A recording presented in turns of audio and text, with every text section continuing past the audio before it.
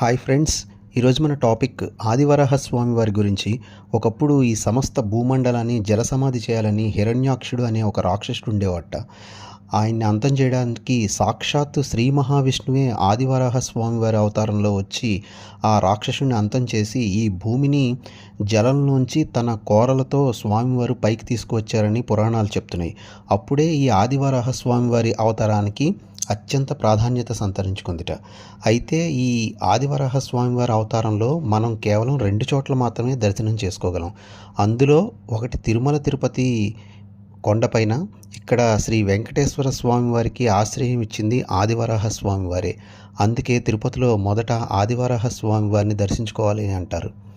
ఇంకొకటి కరీంనగర్ జిల్లాలోని కమాన్పూర్లో ఉంది. అది ఆదివరాహ స్వామివారి గుడి. ఇక్కడ స్వామివారు ఒక రాయి పైన వెలిశారు.